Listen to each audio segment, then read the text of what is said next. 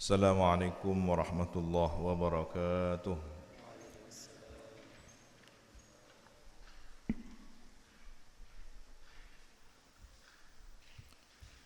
Bismillahirrahmanirrahim. Alhamdulillahi rabbil alamin. Wa bihi nasta'inu ala umurid dunya waddin. Wassalatu wassalamu ala ashrafil anbiya'i wal mursalin Sayyidina Muhammad wa ala alihi wa sahbihi ajma'in. Qala rabbi shrah li sadri wa yassir li amri wahlul 'uqdatam min lisani yafqahu qawli. Amma ba'du. Inna asdaqal hadithi kitabullah wa khairal hadi hadi sayyidina Muhammadin sallallahu alaihi wasallam wa syarral umuri muhdatsatuha wa kullu bid'atin dhalalah wa kullu dhalalatin finnar. Allahumma inni a'udzu bika an adilla aw udalla aw azilla aw uzalla أو أظلم أو أظلم أو أجهل أو يجهل علي وصلى الله على سيدنا محمد وعلى آله وصحبه وسلم.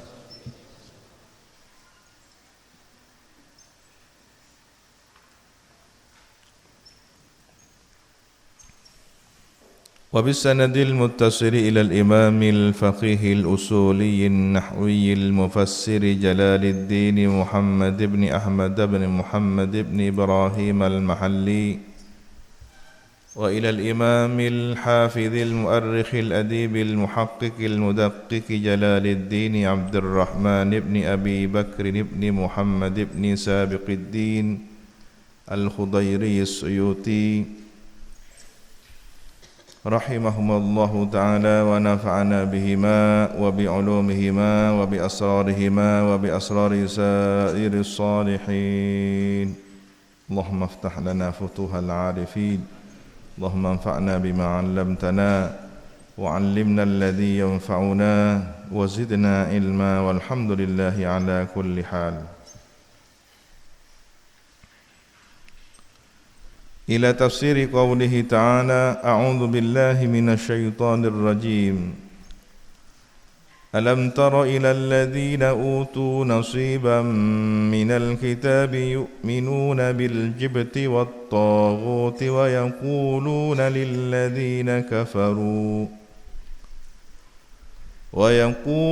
للذين كفروا هؤلاء أهدى من الذين آمنوا سبيلا.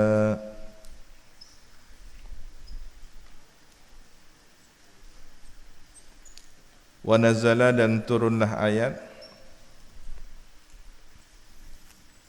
fi Ka'ab ibn al-Ashraf tentang Ka'ab ibn al-Ashraf wa nahwihi dan misalnya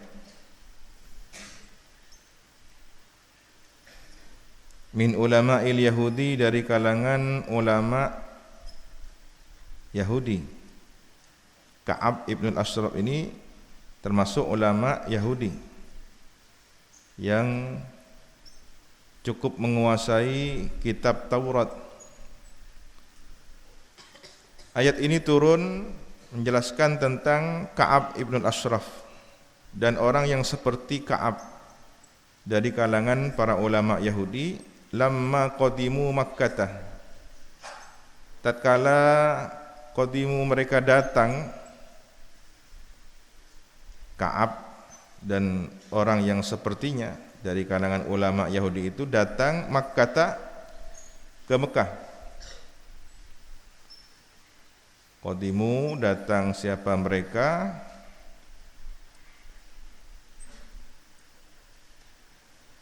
Ashraf dan semisalnya, Ka'ab bin Ashraf yang semisalnya.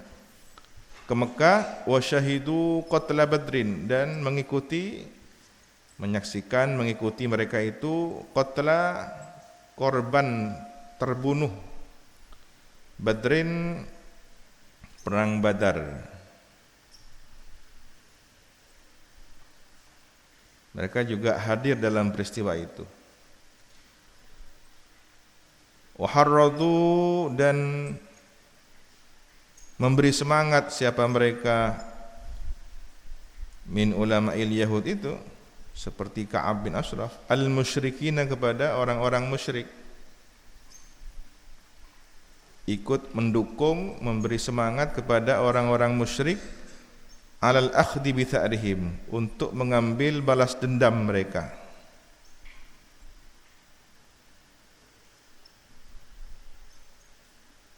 Balas dendam kepada kaum muslimin atas kekalahan orang musyrik di perang Badar.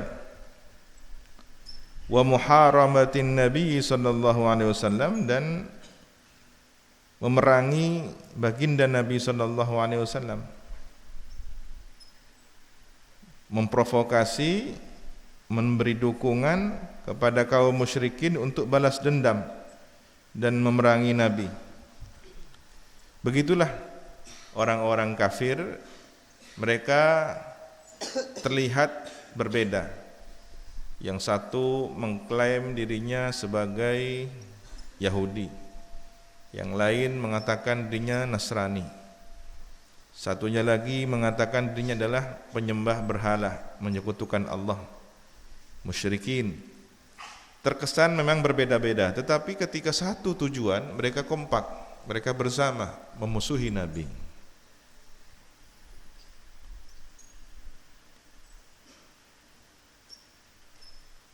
Oleh karena itu umat Islam harus belajar dari sejarah ini. Kapanpun kekafiran itu satu, kufur. Baik apakah kufur itu bernama agama A, B, agama C, keyakinan ini, keyakinan itu, aliran macam-macam sudah, tapi kalau sudah kafir ya satu kekufuran. Tujuannya bisa serempak, bisa sama ketika berhadapan dengan umat Islam.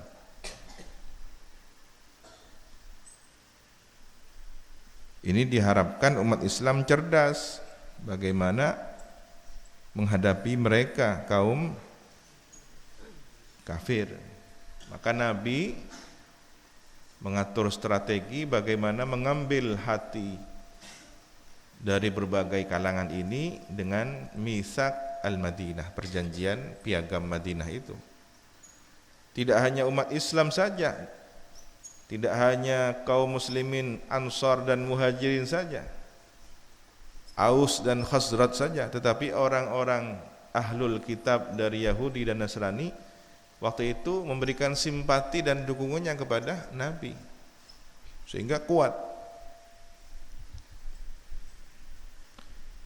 Nah, kalau kemudian hari ini umat Islam itu memusuhi semua orang dalam strategi percaturan politik nasional maupun internasional, kalah umat Islam dalam strateginya. Orang Nasrani dimusuhi dalam arti permusuhan yang ditampakkan secara nyata.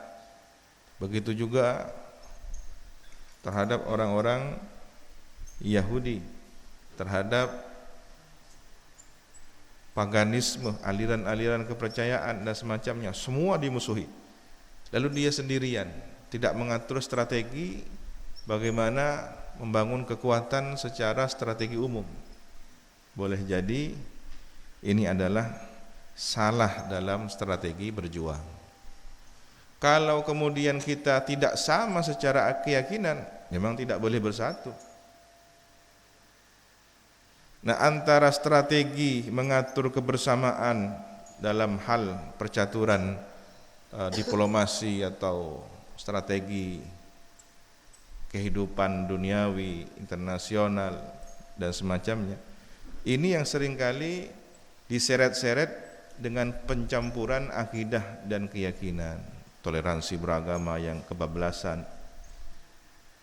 sehingga semua orang dianggap sama dan baik-baik saja, bahkan agama itu semuanya benar. Nah, ini paham semacam ini yang perlu diluruskan. Maka santri harus tahu ketika dia hidup di pesantren sudah diajari bagaimana menyamakan satu visi dan misi. Saya ini berbeda-beda suku dan bangsa, tapi disatukan oleh Salafiyah Syafi'iyah. Saya disatukan oleh Islam. Saya disatukan oleh Ahlus Sunnah wal Jamaah. Kemudian hidup di masyarakat, menjadi alumni, bermasyarakat. Maka disatukan oleh bangsa Indonesia. Negara Kesatuan Republik Indonesia harus dijaga. Dia punya tetangga, yang alumni ini punya tetangga non-muslim. Harus dijaga keberagamannya ini. Karena ini kekuatan agar Indonesia tidak diserang oleh bangsa lain. Secara kawasan Asia Tenggara, kita satu rumpun dengan Malaysia, kita satu rumpun dengan Brunei, dengan negara-negara Asia lainnya. Maka ada perlombaan yang menyatukan rasa ini, Asian Games. Ini untuk menguatkan kawasan, sehingga tidak diserang oleh kawasan-kawasan terluar seperti Eropa, Persatuan Eropa misalkan ya, atau Persatuan Negara-negara 15 di daerah kepulauan di Samudra Pasifik misalkan, dan negara-negara luar lainnya. Maka kuatlah wibawa Asia Tenggara. Lalu kita bersinergi dengan seluruh Asia, ya, Cina, Jepang dan semacamnya, sehingga punya wibawa sampai ke Asia Tengah. Disitulah kita bertemu dengan bangsa-bangsa di Jazirah Arabia. Maka kita punya nama yang kuat di dunia ini menghadapi arogansi dunia Barat, Eropa misalkan. Begitu seterusnya. Tapi kalau kemudian yang kecil ini sudah petentang-petenteng dimusuhi semua, musuh dilawan, maka ini akan dimusuhi oleh banyak orang sedunia, akan mudah dihancurkan. Nah, disitulah umat Islam membutuhkan kecerdasan strategi dalam mengatur kekuatannya. Sejarah Nabi begitu. Ketika Nabi masih pertama kali, beliau ngajak keluarganya, anak dan istrinya dikuatkan dulu, orang-orang terdekatnya dikuatkan dulu, mawali, budak beliau atau budak yang dimerdekakan oleh beliau, sahabat karib beliau kuat. Kemudian ini mengajak yang lain menjadi 40-an orang selama sekian tahun. Pada masa inilah dibutuhkan strategi dakwah bisirri, senyap, pelan. Setelah dirasa kuat, masuklah Islam Sayyidina Umar. Begitu masuk Islam mendapatkan dukungan dari orang-orang yang pemberani seperti karakter Sayyidina Umar. Berubah perintahnya, dikuatkan dengan dakwah bil jahr, dakwah secara terang-terangan. Umat Islam sudah mulai menampilkan identitas, jalan di lorong-lorong kota Mekah sambil bergandeng tangan, mengucapkan kalimat syahadat, ya.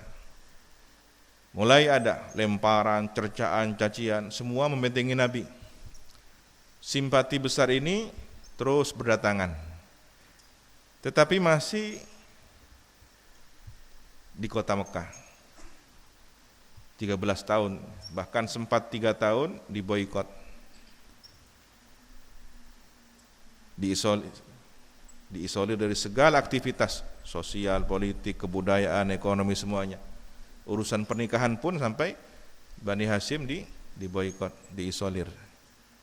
Selesai 3 tahun, ya, ujian demi ujian, ada perintah untuk kemudian hijrah ke Madinah, hijrah ke Yasrib yang kemudian diubah menjadi Madinah. Disinilah Nabi mengatur bagaimana Islam yang seperti kuning telur, putih telur, dibungkus oleh kulit telur. kuat. Kulit telurnya ini bagaimana kemudian berada dalam satu sarang yang akan dierami selama 10 tahun. Sarang itu bernama Madinah. Kekuatan berdatangan, suaka politik berdatangan, kerjasama berdatangan. Uji cobanya Perang Badar. Perang Badar menang, gaung wibawa Islam semakin besar.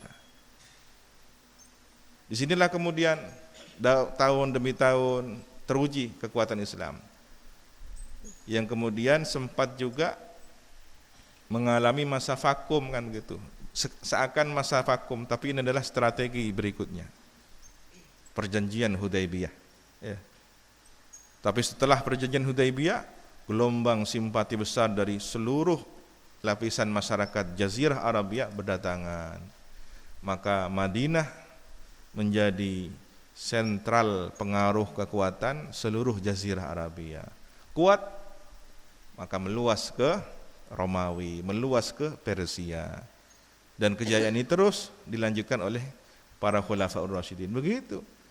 Tapi kalau kemudian langsung perang, langsung melawan sana, ini orang-orang kafir punya relasi dengan Yahudi. Orang Yahudi punya relasi dengan Romawi, punya relasi dengan Persia, akan menyerang umat Islam yang segelintir orang di kota Mekah dengan sangat mudah, selesai, habis.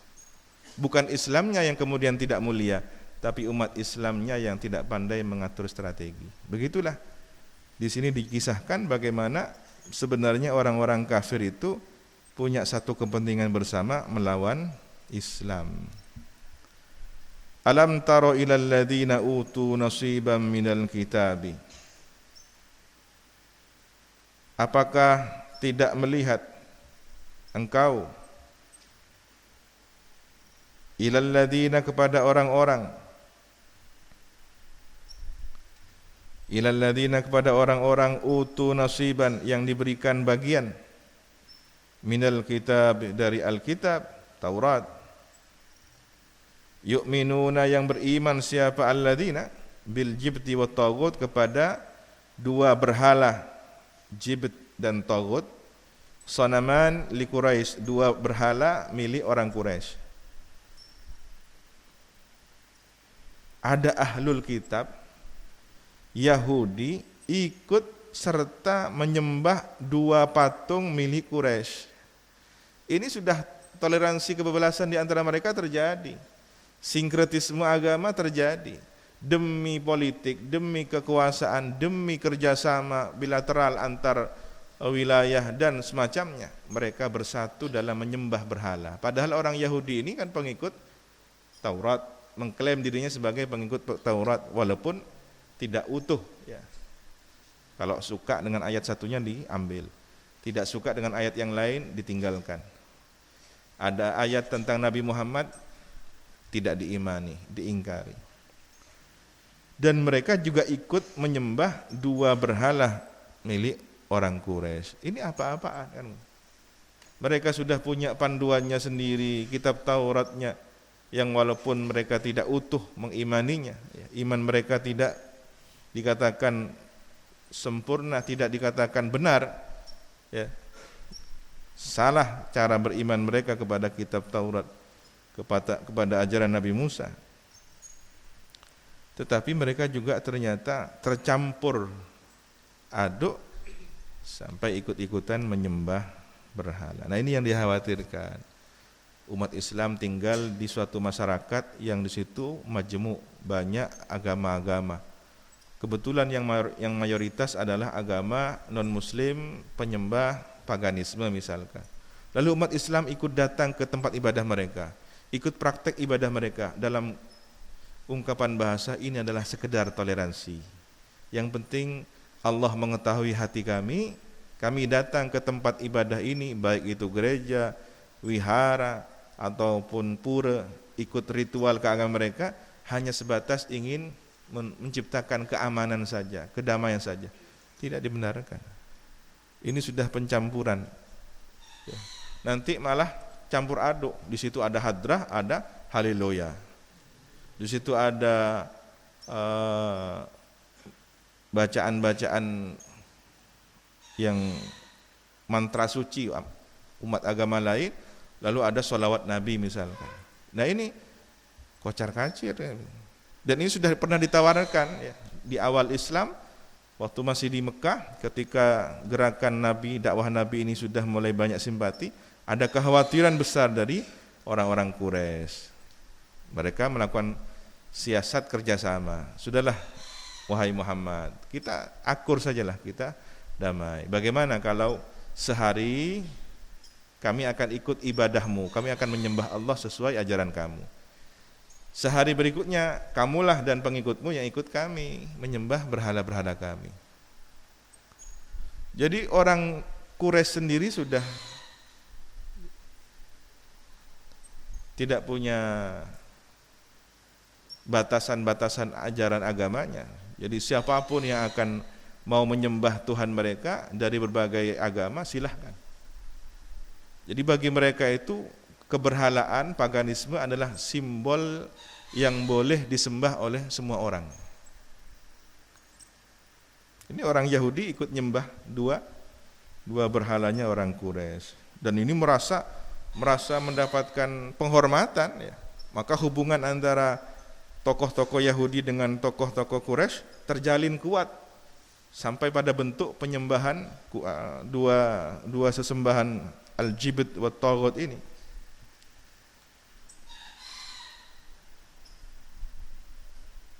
Wa yaquluna lil ladzina kafaru, dan berkata mereka kepada orang-orang yang kafir. Orang-orang Yahudi, ahlul kitab, berkata kepada orang-orang kafir, Abi Sufyan wa ashabihi, waktu itu Abu Sufyan masih belum masuk Islam, wa ashabihi, dan kawan-kawannya dari kalangan kafir Quraisy. Hina qalu lahum, tatkala berkata mereka, orang-orang Yahudi itu ahlul kitab, lahum kepada kafir Quraisy, pada Abu Sufyan dan kawan-kawannya, Abu Lahab, Abu Jahal dan semacamnya. Anahnu ahda sabila, tidakkah kita ini paling diberi petunjuk jalan?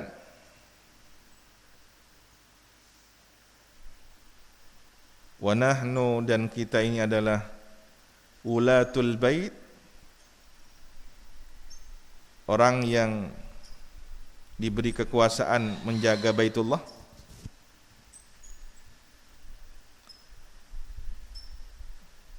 Nusqi al-hajj, memberi minum orang yang berhaji.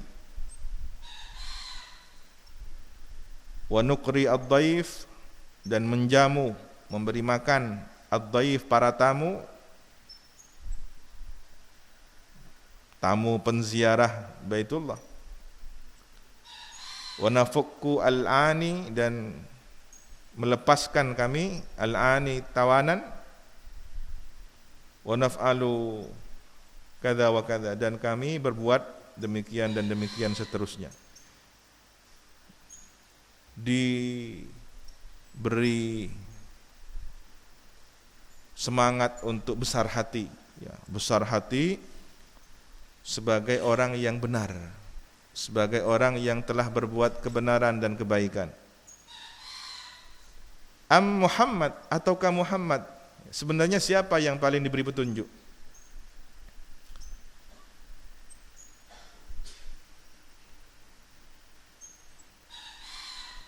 Apakah kita ini, katanya orang-orang kafir Quraisy ya,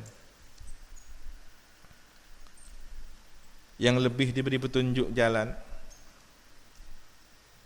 Bukankah kita ini adalah orang yang mengurusi Baitullah? Kita ini orang yang memberi minum orang yang haji. Kita ini memberi makanan para tamu. Kita ini membebaskan tawanan. Kita ini macam-macam sudah kebaikan-kebaikan yang diceritakan. Ataukah Muhammad? Waqad khalafa dina abaihi, dan sungguh telah menyalahi siapa Muhammad, dina abaihi, agama leluhurnya. Wa qata'ar rahim, dan memutus tali silaturahim.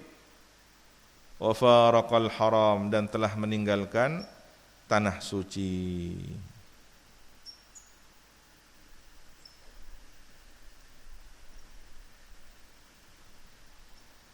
Maka dijawab oleh orang Yahudi, ahlul kitab Yahudi, ya, haulai ay antum, kamu sekalian, ahda, lebih diberi petunjuk minalladzina amanu, dari orang-orang yang beriman itu, sabila, jalannya, aqwamu tariqan,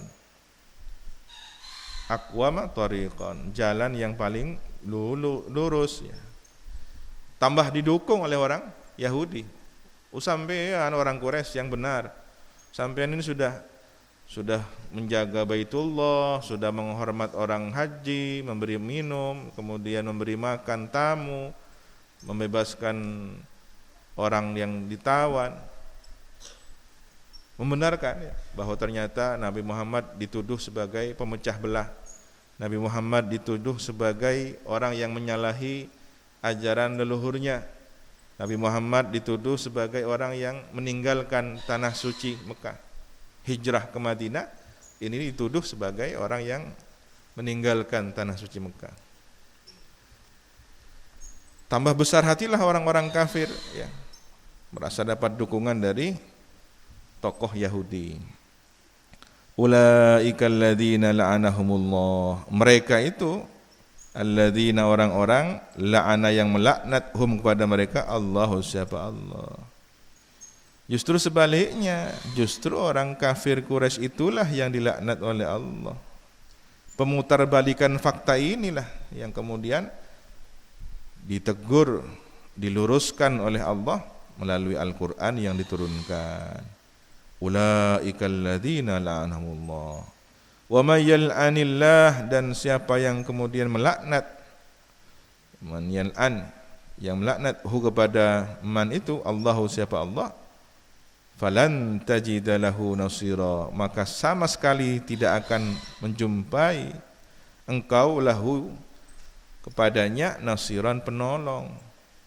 Engkau tidak akan melihat dia itu ada yang menolongnya. Kalau orang sudah dilaknat oleh Allah, kamu tidak akan melihat dia itu yang dilaknat oleh Allah, tidak menjumpai penolong pun. Mani'an, yang mencegah, min adzabihi, dari siksa Allah.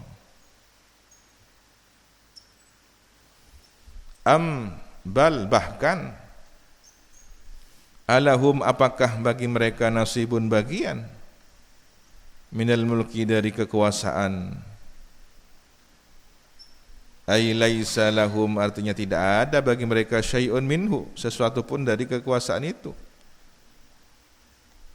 Walau kana, dan meskipun ada, fa idzan, maka jika demikian, la yu'tunan nasa naqira, tidak diberikan mereka itu, an-nasa, manusia, tidak mendatangi mereka itu, didatangi mereka, an-nasa, manusia, naqira, sedikit pun, ay syai'an tafihan, sedikit pun yang hina, qadran nukrati, seukuran celahnya biji kurma, fi dhahrin nawat, di permukaan biji kurma, ya, ada celah, kurma itu ada celahnya, ya, biji kurma itu ada celahnya, maka tidak sedikit pun dari celah itu, li farti bukhlihim, oleh sebab sangatnya kebakhilan mereka. Orang Yahudi yang mencari muka kepada orang Quraisy itu dengan membenarkan klaim mereka orang Quraisy, ya, wahai bangsa Yahudi, siapa yang paling benar? Apakah kami atau Muhammad? Bukankah kami ini melakukan kebaikan-kebaikan ini tadi yang sudah dijelaskan. Sedangkan Muhammad itu pemecah belah keluarga, pemutus tali silaturahim keluarga, meninggalkan tanah suci Mekah, pergi ke Yastrib sana. Siapa yang sebenarnya yang benar di antara kami atau dia dan kelompoknya itu? Maka orang-orang ahlul kitab ini mengambil muka, ya. Oh, sampean Abu Sufyan dan kawan-kawan sampean kan ini yang menjaga, dipuji-puji macam. Tujuannya orang Yahudi ini ingin mendapatkan simpati dan kemudian dapat bagian kekuasaan. ternyata tak medogi ya. Ya, Abu Sufyan ini terkenal bakhil, sama harta itu digenggam, sampai istrinya juga merasakan karakter kebakhilannya. Seringkali Hindun istrinya Abu Sufyan itu mencuri dari sakunya baju suaminya demi untuk kebutuhan dirinya dan keluarganya, saking bakhilnya. La haula wala quwata illa billah. Tetapi kemudian Abu Sufyan pada akhirnya menjelang Fatu Mekah masuk Islam, diikuti oleh Hindun, dan Islamnya baik. Ya. Ini kisah sebelum Abu Sufyan masuk Islam.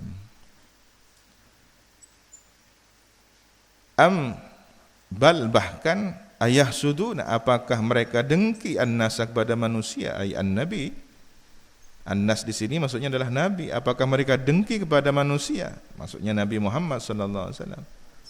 Ala ma atahumullah, atas sesuatu yang telah mendatangkan hum kepada mereka Allah, siapa Allah, min fadlihi, dari anugerahnya, dari keutamaan Allah, minan nubuwati, berupa kenabian, wa kathratin nisa, dan banyaknya istri. Waktu itu Nabi di Madinah sudah beristri lebih dari satu. Waktu di Mekah Nabi hanya beristrikan satu orang wanita, Siti Khadijah, sampai akhir hayatnya. Setelah Siti Khadijah wafat, barulah kemudian Nabi hidup berpoligami. Ai artinya yatamannawna zawalahu, artinya orang-orang kafir itu menginginkan, berangan-angan, sangat menginginkan zawalahu, hilangnya keutamaan yang Allah berikan kepada Nabi itu, anhu, dari Nabi. Orang Yahudi punya ambisi bagaimana kenabian itu tidak ada pada Nabi Muhammad atau kepada keturunan Bani Ismail ini, tetapi bagaimana kenabian itu ada pada mereka Bani Israel. Dan mereka juga menginginkan bagaimana kemuliaan yang Allah berikan kepada Nabi itu juga dihilangkan. Ini orang dengki. Kufurnya orang Quraisy, kufurnya orang Ahlul Kitab lebih berdasarkan kedengkian. Berbeda dengan kufurnya orang-orang Badui, orang-orang Al-A'rabi, ya, orang-orang yang jahil, tidak kenal Nabi. Memang bahasanya kasar, ya. Orang-orang A'rabi ini kasar pada Nabi Muhammad. Tetapi ketika mengenal Nabi Muhammad, beriman. Ya. Sementara orang-orang Quraisy ini beradab, sastranya tinggi. Ahlul Kitab ini juga beradab, punya ilmu Taurat, ya. Tetapi kemudian kedengkianlah yang menjangkiti mereka. Ini pelajaran berharga, ya. Meskipun orang itu alim, tapi kalau kemudian terjangkit penyakit kedengkian, maka dia tidak bisa melihat kebenaran dengan ilmunya itu. Tertutup oleh kedengkiannya. Wa yaquluna, dan mereka berkata, orang-orang kafir itu berkata, lau kana nabiyan, andaikan Nabi Muhammad itu adalah seorang nabi, lashtaghala 'anil nisa, niscaya dia tidak sibuk dengan perempuan, pasti ngurusi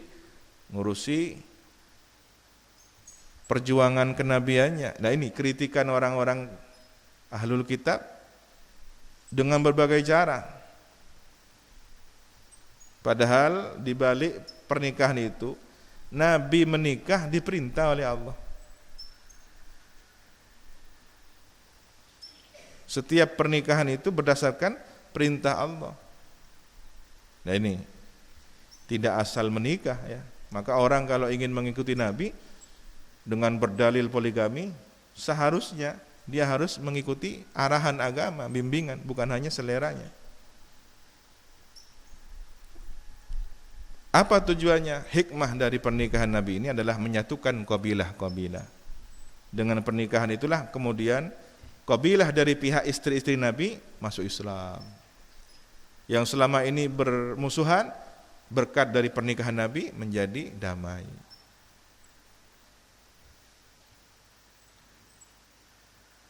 Jadi pernikahannya Nabi itu menciptakan kedamaian, menciptakan kerukunan, menciptakan sinergitas di kalangan kabilah-kabilah Arab dengan Nabi Muhammad SAW. Maka tujuannya dari pernikahan Nabi adalah sinergitas, kekuatan, keutuhan. Nah, kalau hari ini ada oknum dari umat Nabi Muhammad berdalih ingin ittiba Nabi, tetapi dalam pernikahannya menciptakan keretakan, melahirkan konflik-konflik baru, apakah sesuai dengan hikmatut tasyri'? Apakah sesuai dengan maqasidus syariah? Ya, dengan bahasa yang sering jadi kritikan dengan cara guyonan, ya. Menikahi janda tetapi menjandakan istrinya sendiri misalkan, ya. Nah, ini perlu menjadi renungan bagi mereka yang seringkali mengatasnamakan sunnah Nabi, mengatasnamakan ajaran Islam, tetapi sebenarnya lebih kepada, mohon maaf, syahwat kelelakiannya saja. Ini yang harus menjadi pemahaman bersama. Faqad atayna ala Ibrahim, maka sungguh telah memberikan kami, mendatangkan kami ala Ibrahim, kepada keluarga Ibrahim, jaddihi, kakek Nabi. Bukankah Nabi ini adalah bani dari kalangan Quraisy sendiri, dan Quraisy adalah dzurriyyahnya Sayyidina Adnan, dan Sayyidina Adnan ini para ahli sejarah nasab sangat mengenal hubungan nasabnya, bahwa Sayyidina Adnan adalah dzurriyyahnya Nabi Ismail. Nabi Ismail bin Nabi Ibrahim. Ka Musa wa Daud wa Sulaiman, seperti Nabi Musa, Nabi Daud dan Nabi Sulaiman.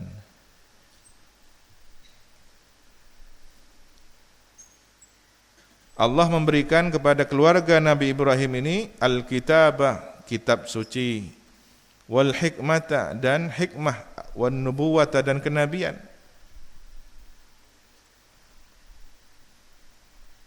Wa atainahum, dan mendatangkan kami atau memberikan kami hum kepada mereka al-Ibrahim, keluarga Nabi Ibrahim, mulkan azima, kerajaan yang agung.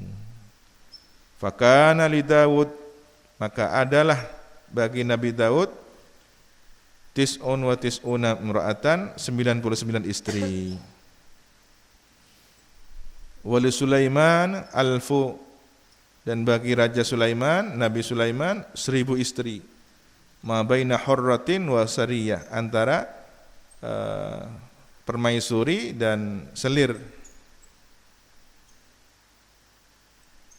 Semuanya total 1000 orang. Lah, kalau kemudian orang-orang ahlul kitab ini menyindir-nyindir Nabi banyak istri, wong nabinya sendiri saja, Nabi Daud dan Nabi Sulaiman yang merupakan Bani Israel, sama-sama keturunan Al Ibrahim, keturunannya Nabi Ibrahim, juga banyak istri, bahkan 99. Yang Nabi Daud 99, kemudian Nabi Sulaiman 1000, ya. Nabi hanya 9 kan, sampai akhir hayatnya 9.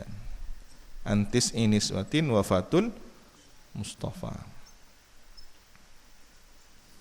Khayyirna,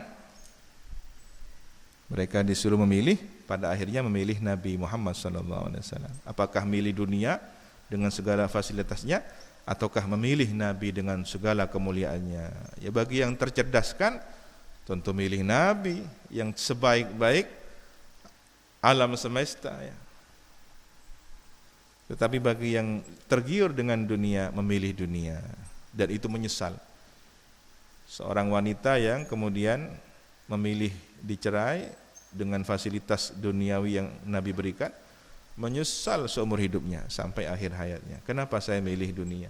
Kenapa saya tidak memilih tetap bersama Nabi, hidup sederhana, hidup zuhud, ya, agar bersama Nabi di surga Allah. Kalau sudah cerai tidak bersama kan.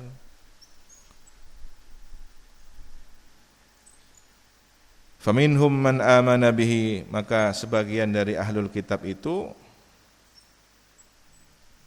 man amana, adapun orang yang beriman bihi kepada Nabi Muhammad, bi Muhammadin, dengan Nabi Muhammad sallallahu alaihi wasallam. Wa minhum, dan sebagian dari ahlul kitab itu man sadda anhu, adapun orang yang berpaling darinya, a'radu anhu, berpaling dari Nabi Muhammad. Falam yu'min, maka tidak beriman siapa man sadda anhu. Wa kafa, dan cukuplah bi jahannama, dengan neraka jahannam, sa'iran, siksaan, azaban, siksaan pedih, liman la yu'min, liman la yu'minu, bagi orang yang tidak beriman. Sudah, kalau tidak mau beriman cukup neraka jahannam sudah. Innal ladzina kafaru bi ayatina sawfa nuslihim nara. Al-ayah. Shadaqallahul azim. Wallahu subhanahu wa ta'ala alam bisawab. Rabbi zidni ilma. Subhanakallahumma bihamdika ashhadu an la ilaha illa anta astaghfiruka wa atubu ilaik. Wa sallallahu ala sayyidina Muhammadin wa ala alihi wa sahbihi wa sallam. Walhamdulillahi rabbil alamin. Assalamualaikum warahmatullahi wabarakatuh. Tawakkalu ala Allah.